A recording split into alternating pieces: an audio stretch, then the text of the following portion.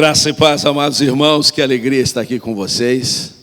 Tenho acompanhado a trajetória desse novo projeto, desde que ele ainda estava em germe, e depois, agora já sediado aqui, e os desafios, e a gente já começa a ver como tem florescido esta causa, né? E eu estou augurando que o projeto todo para a sua plena organização possa mesmo ser antecipado, que vocês já estão em condições de fazer. Deixo aqui o abraço duplo da nossa igreja em Curitiba, igreja que tem um pouquinho mais de idade que vocês. Ela fez esse ano 136 anos, mas ela é uma igreja contemporânea como vocês também são. E o abraço do Supremo Concílio, da nossa mesa, que eu tenho a honra de compor já há muitos anos, e conto com as orações de vocês para o nosso trabalho, o nosso ministério. E eu tenho a honra de contar com um pilar essencial para o meu trabalho, que é o Rodrigo Araújo, um membro de vocês aqui, que é o meu suporte na informática. Hoje, sem informática, a gente não vive, né? A gente até vive sem comer, mas sem digitar, sem colocar as informações, fica difícil. E graças a Deus, o Rodrigo tem sido essencial para nós. Obrigado, Rodrigo Leitão, pastor, pelo convite, o Paulo Mon e toda a equipe de liderança da mesa. Eu vi agora há pouco, na apresentação desse momento, os aspectos que são destacados da vida desta igreja, ainda na sua formação. E eu queria lembrar que a igreja, ela tem 4 marcas essenciais. Não importa se ela está aqui em Campinas, em Curitiba, do outro lado do planeta.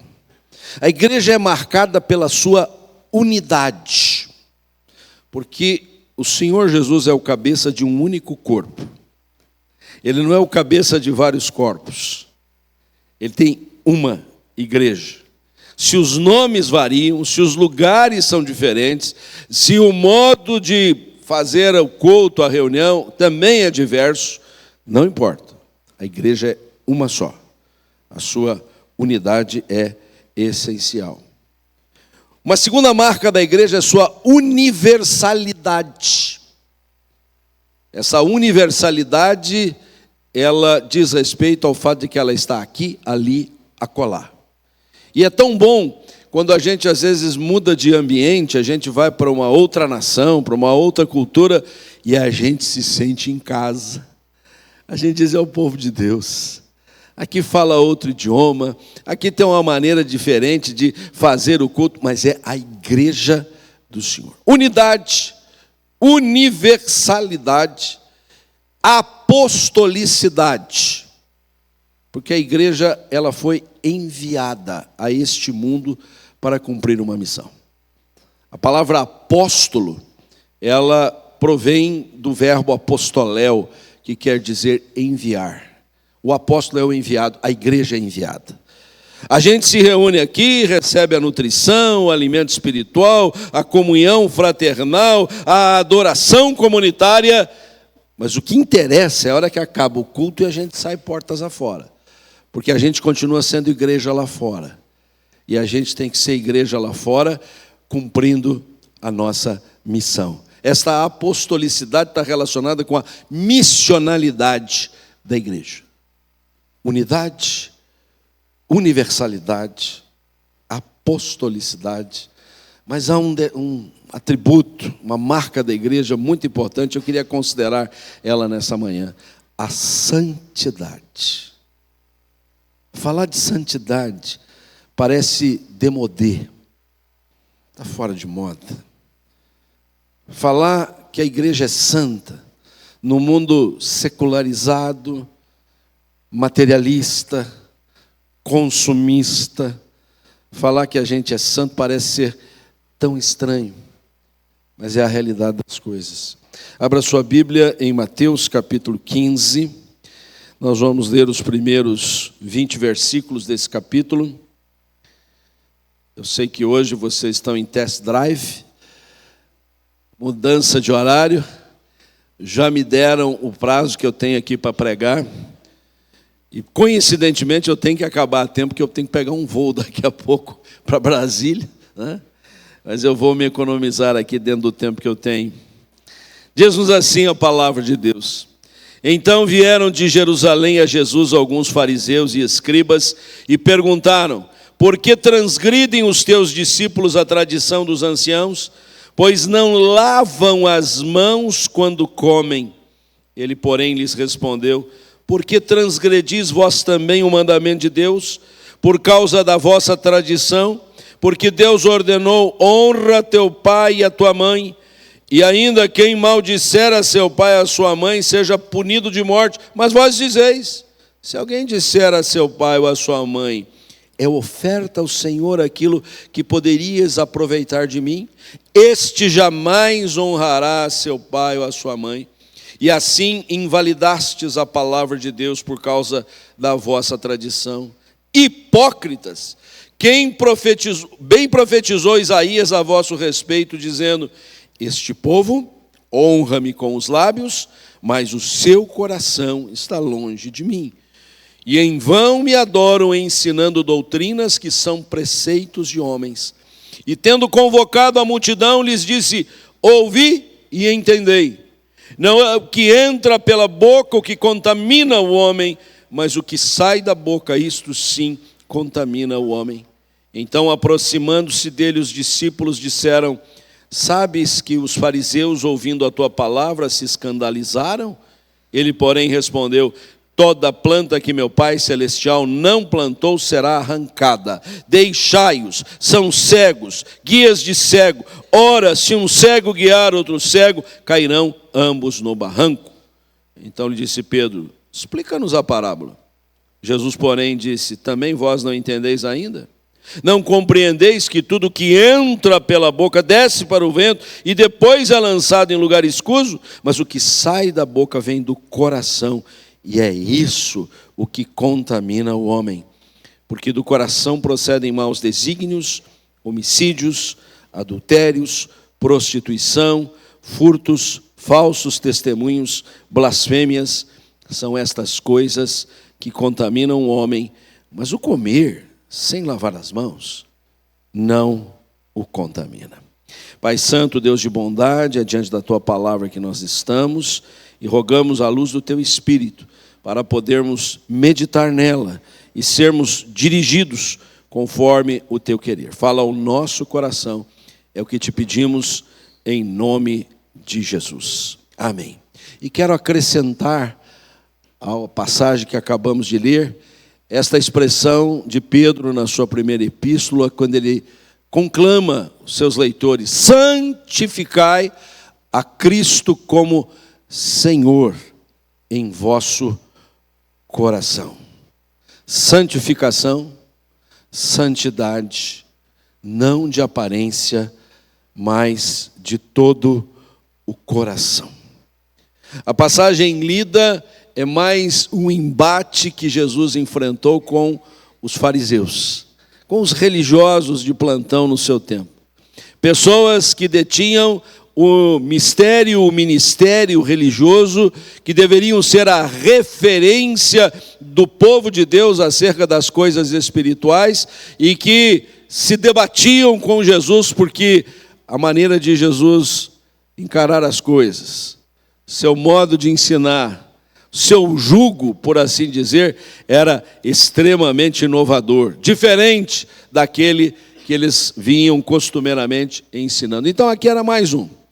Via de regra, o debate entre Jesus e os fariseus se dava a respeito do dia de sábado. Não é que Jesus tinha uma mania de curar, sarar, salvar, pregar o evangelho no dia de sábado. Imagine só, né? É mais ou menos como se a gente fosse criticado por fazer isso no domingo, né? Não que a gente não deva fazê-lo na segunda, na terça, todos os dias, mas especialmente no domingo. Domingo que nos permite deixar as atividades particulares, nossos empreendimentos, para reunirmos-nos com o povo de Deus e vermos as maravilhas que o Senhor faz no nosso meio. Mas desta feita, a coisa foi mais séria, foi mais grave, porque ao invés de Jesus ficar na defensiva, ficar quase que escapando do debate, porque era completamente infrutífero inócuo, ficar tentando colocar juízo entre as orelhas dos fariseus, aqui Jesus pegou pesado. Aqui Jesus respondeu na mesma moeda. Aqui Jesus os emparedou. Aqui Jesus os colocou no canto. Porque Jesus está falando não de uma santidade que tem a ver com a lavação de mãos. Os judeus eram muito dados a batismos variados. Tinha batismo para tudo quanto é coisa. Eles tinham, assim, ritos de purificação muito intensos. Não temos tempo aqui para descrever um a um. Mas uma coisa era imprescindível. No momento de assentar-se para as refeições, lavar as mãos. Diga-se de passagem, é um hábito muito bom, né? A gente fala isso para os meninos, né, que chegam às vezes correndo da escola, acham que não precisam lavar as mãos. Uma coisa que a gente aprendeu a fazer demais na pandemia foi lavar as mãos com álcool gel, né? Alguém disse que de tanto lavar a mão com álcool gel, descobriu as colas que ele havia anotado da mão lá há 20 anos atrás, né? Foi tirando as camadas e apareceu ali as colinhas antigas. É um bom procedimento higiênico, mas necessariamente não vai santificar a sua vida. O fato de você ser cuidadoso com a higiene pessoal é bom para a sua higiene pessoal, mas isso não vai significar que o seu coração vai ser purificado, porque a santificação não pode ser apenas de aparência, ela precisa alcançar o âmago, o profundo do nosso coração. E eu queria observar com vocês de maneira bastante pontual, quem sabe didática, aspectos que Jesus levanta aqui, que não tem a ver só com essa questão ritualística de lavar as mãos. Tem a ver com aspectos muito pontuais, muito particulares, muito específicos e muito ricos. E uma coisa é importante: se a gente quer ter um coração puro, um coração limpo, um coração ocupado com as melhores coisas, a primeira coisa que a gente tem que fazer é saber o que a gente precisa tirar desse coração. O que precisa encher o nosso coração e o que precisa ser esvaziado dele. Porque às vezes o nosso coração está tão carregado, tão sobrecarregado, tão assim pesado de coisas ruins que não cabe as coisas boas. Você até tenta. Você mesmo neste culto veio com esse objetivo. E já teve pelo menos uma oportunidade, eu diria que várias ao longo desse culto, mas há uma que a gente faz questão na liturgia sempre de enfatizar, que é o momento da contrição, de confessar os pecados, de lembrar deles, de colocar este fardo nos ombros do Senhor Jesus, porque Ele diz: deixa comigo, não fica aí oprimido, sobrecarregado, assume o meu ensino, assume o meu jugo, e deixa que eu carregue esse fardo que você não dá conta de levar. Então a gente esvaziar o coração, para aí sim ter espaço para caber o que há de melhor. E por isso eu queria, na análise desse texto, um estudo bíblico da palavra de Deus para o nosso alimento espiritual nesta manhã, fazer algumas colocações. A primeira delas é essa: é preciso, é necessário esvaziar o coração do revanchismo e enchê-lo da tolerância. Note bem, Jesus está lá na Galileia, sediado em Cafarnaum, transitando no lago de Genezaré de um lado para o outro conforme as demandas, às vezes avançando um pouquinho mais para o norte, e vem uma comitiva da capital. O pessoal de Jerusalém. Vieram de Jerusalém a Jesus alguns fariseus e escribas, um grupo de elite, os que detinham o ministério da teologia, fazer uma visita para Jesus. Que honra, que oportunidade maravilhosa de estar com este rabi. Jesus era chamado assim, um rabino, um professor, um mestre. Mas eles foram carregados de inveja, dor de cotovelo, sobrecarregados de um coração revanchista, tentando levar Jesus à forra. Por isso mesmo, eles já aparecem ali com uma indagação capciosa, como a gente poderia dizer, uma pegadinha para Jesus. E o verso 2 diz que a pergunta deles era a seguinte: por que transgridem os teus discípulos a tradição dos anciãos? E talvez até esse ponto Jesus está ouvindo assim: o que eu estou ensinando errado? O que eu estou levando os meus discípulos a cometerem um dolo tão grande contra uma tradição? E aí eles dizem: é porque eles não lavam as mãos quando comem. Essa gente teve a capacidade de fazer uma viagem longa, porque foi a pé. Não tinha Uber funcionando aquele dia na cidade, ali na região. Para chegar até Jesus, que estava carreado de gente, porque onde Jesus ia gente, ia povo, para levar esse tipo de colocação que não passa de intolerância. Porque o coração deles estava carregado de intolerância, de não perceber no ministério de Jesus, no discurso de Jesus, no carinho de Jesus, no olhar de Jesus, alguém que veio trazer o reino de Deus. É muito difícil a gente apresentar-se como igreja santa, junto com a sua unidade, a sua universalidade, a sua apostolicidade, se nós estamos sobrecarregados de preconceitos, se nós queremos levar a forra uns aos outros, não queremos perder na discussão consoante a nossa opinião tem que prevalecer. Pastor Rodrigo diz aqui, não tem conselho ainda, né? Não tem porque ainda não está organizado, mas já está treinando os nossos líderes para quando a igreja se organizar, temos os presbíteros formando o conselho da igreja. Por favor, futuros presbíteros dessa igreja, tenham a liberdade de colocar seu pensamento à luz da palavra de Deus, dos documentos que pautam a vida da nossa igreja, mas coração aberto. Agora, se você perder uma votação, não sinta-se carregado de mágoa, de amargura e querendo fazer a revanche na primeira curva que puder. Até porque o nosso sistema presbiteriano é muito interessante. Nós somos extremamente democráticos.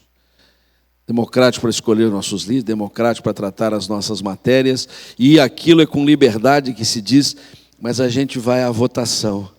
E depois, quando a votação tem lugar, o voto da minoria se funde com o voto da maioria e se torna um voto único. É isto que se decidiu. É isto que está resolvido.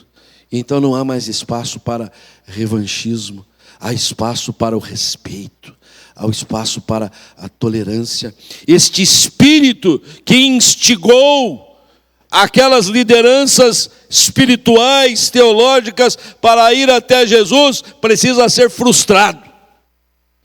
Precisa ser respondido à altura pela própria palavra do Senhor Jesus, como Ele vai fazer daqui para frente. Mas nesta introdução o que a gente percebe já é um apelo para que do nosso coração seja esvaziado todo o espírito da contradição e ele seja plenificado da tolerância. E aí Jesus avança. Por isso que eu disse, Jesus não ficou só na defensiva. Jesus assumiu uma resposta ofensiva. E aí Jesus diz assim: é porque vocês também transgridem o mandamento que vocês colocaram como tese. Em Israel criou-se uma prática chamada Corbã. Na estrutura cultural de Israel, os pais cuidam dos filhos, mas quando os pais envelhecem, os filhos têm que cuidar dos pais. Muitas culturas fazem isso.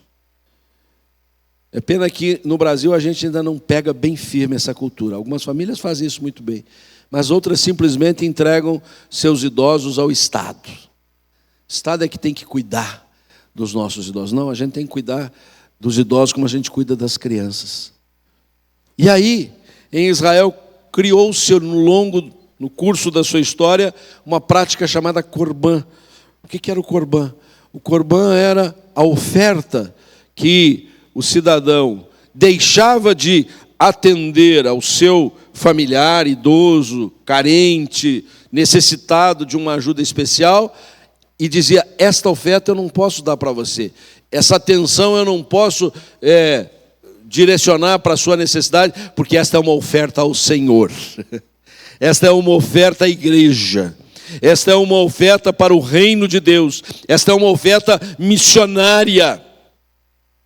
Eu não estou aqui pedindo que você faça conta de chegar e dizer: esse mês eu não vou poder dar o dízimo, esse mês eu não vou poder entregar a minha oferta missionária de fé, porque eu tive uma despesa com o papai, com a mamãe, com outro parente. Não. Nós bem sabemos quais são as prioridades. Nós sabemos que a entrega dos nossos compromissos com a casa de Deus, normalmente o dízimo, tem o condão de mostrar a nossa fidelidade de um lado e a nossa fé de outro.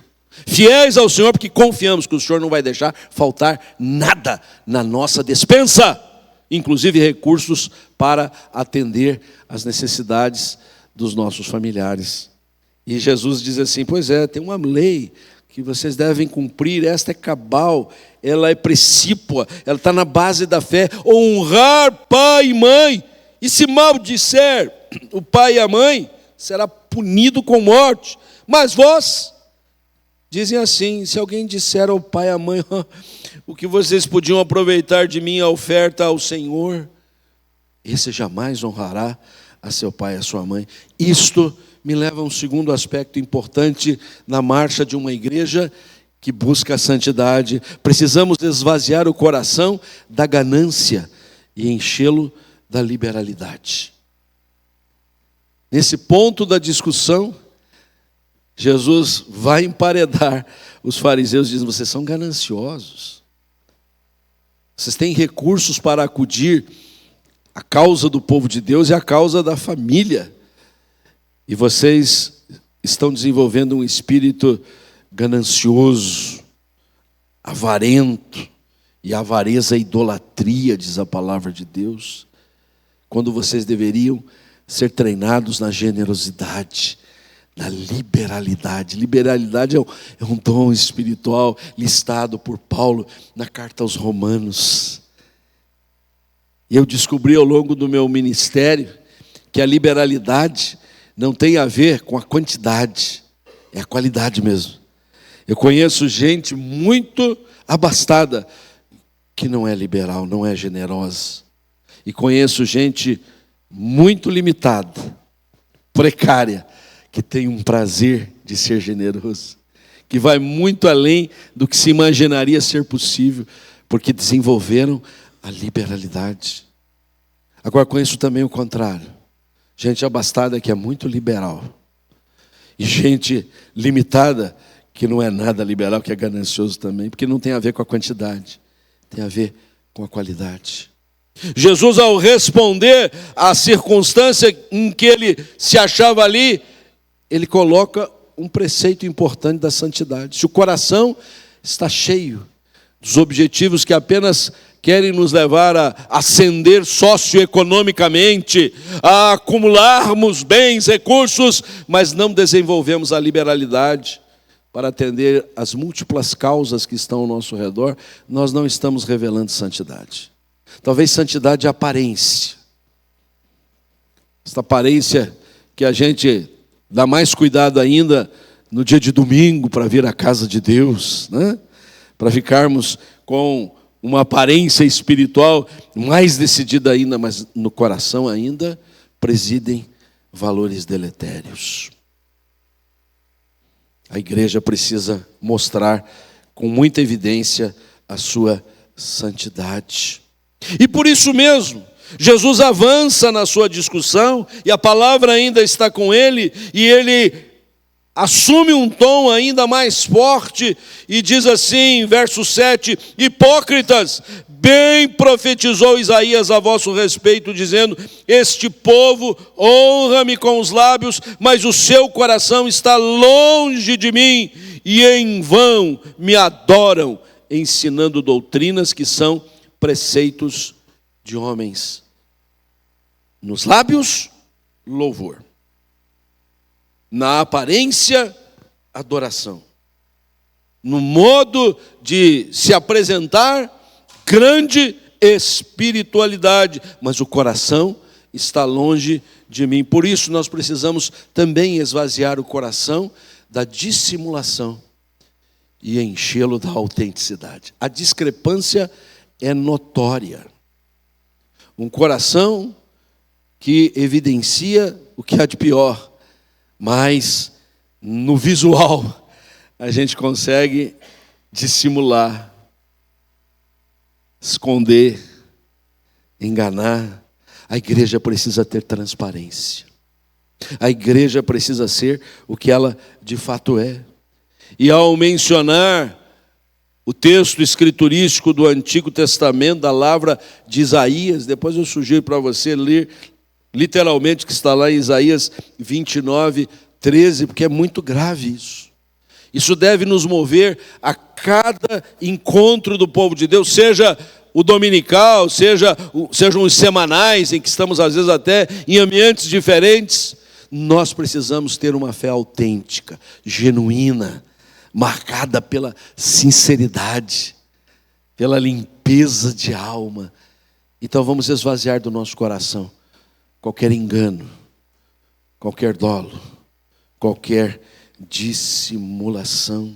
E nesse tom Jesus avança mais um pouquinho, porque então ele diz, aproximando-se dele os discípulos, quase que vindo em socorro de Jesus, parece que Jesus aqui apertou o acelerador, os discípulos pensaram assim, agora a coisa vai ficar feia para o nosso mestre, porque os fariseus podem reagir mal, e Jesus diz assim, sabes que os fariseus, ouvindo a tua palavra, se escandalizaram?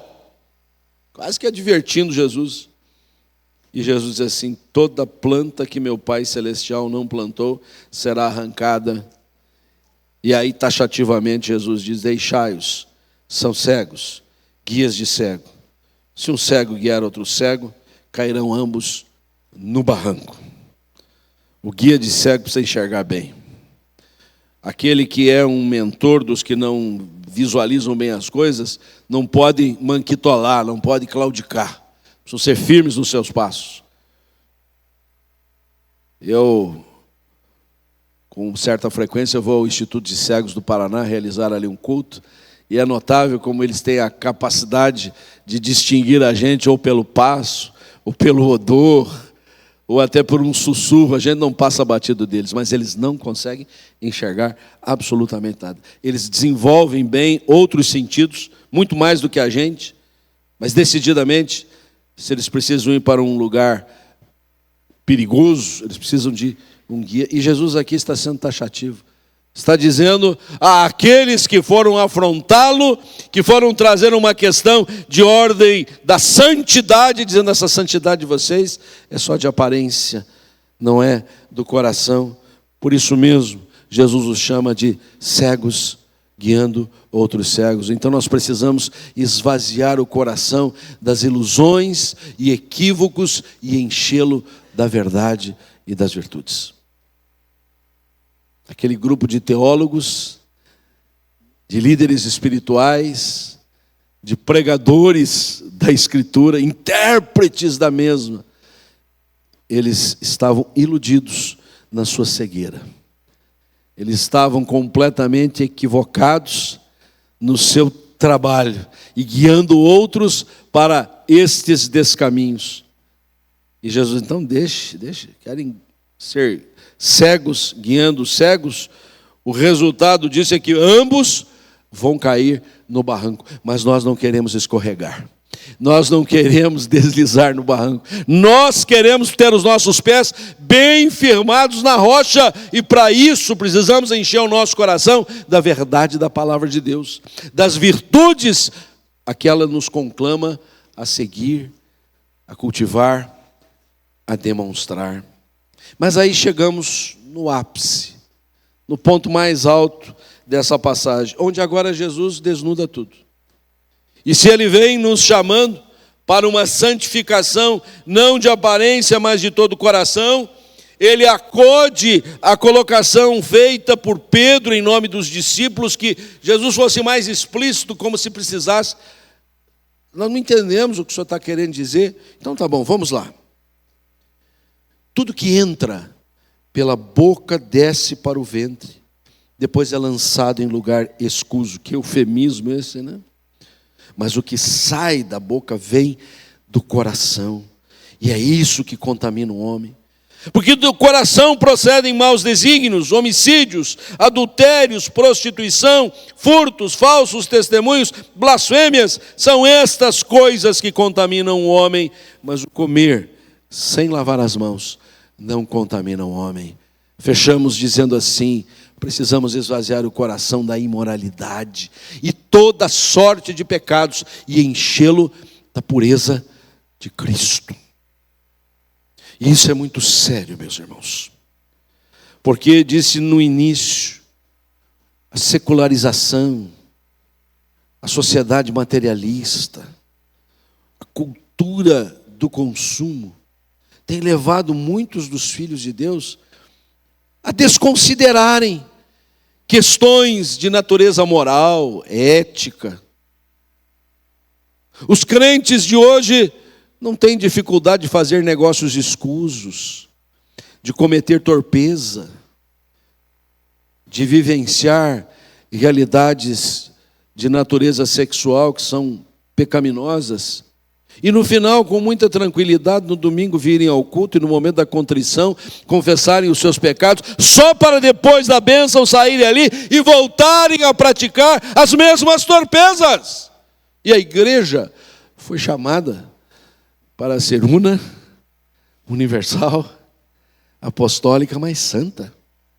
E esta santidade passa pelo distintivo, pela diferença, por sermos luz no meio das trevas. Por isso Jesus disse: está guardando no coração essas maldades, esses maus desígnios, este homicídio. Eu nunca matei ninguém. Jesus diz assim: se você se irar contra alguém, você está como que matando, está infringindo o mandamento, está guardando no coração mágoas, amarguras, malquerência contra outrem, adultérios. Não, nunca adulterei, mas olho com olhar impuro para outra pessoa. Prostituição, furtos, falsos testemunhos, blasfêmias. Estou acomodando dentro da minha alma estas realidades? Então a minha santificação é só de aparência. Mas Jesus está nos chamando a termos uma santificação de todo o coração. Santificar a Cristo como Senhor no nosso coração. Senhor que nos diz como deve ser o nosso modus vivendi, a maneira como convivemos uns com os outros, o modo como nos apresentamos numa absoluta vida de compromisso com o Senhor Jesus. A minha oração é que esta igreja Novel, dando seus primeiros passos, não ouvide nenhuma das marcas da igreja, conforme a palavra de Deus nos ensina, mas especialmente a santidade seja uma marca muito clara, muito nítida da vida desta igreja. Curve a sua fronte, vamos orar.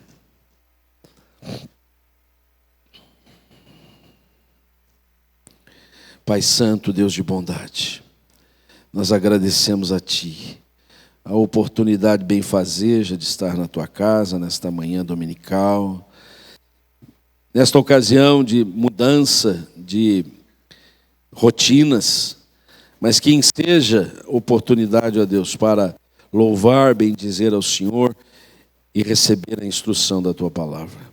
Que o Teu Espírito Santo, único capaz de aplicar aos nossos corações as verdades da Escritura Sagrada, nos mobilize nessa direção. Possa nos levar a compreender em detalhe e conforme a necessidade de cada um de nós, aquilo que se faz necessário. Abençoa o teu povo, abençoa esta igreja, a sua liderança, seus pastores, cada família representada, cada atividade que é levada a efeito, e que ela seja assim um luzeiro neste redor, ó Deus, tão sobrecarregado de trevas, ela resplandeça como a luz de Cristo. Em nome de Jesus nós te pedimos. Amém.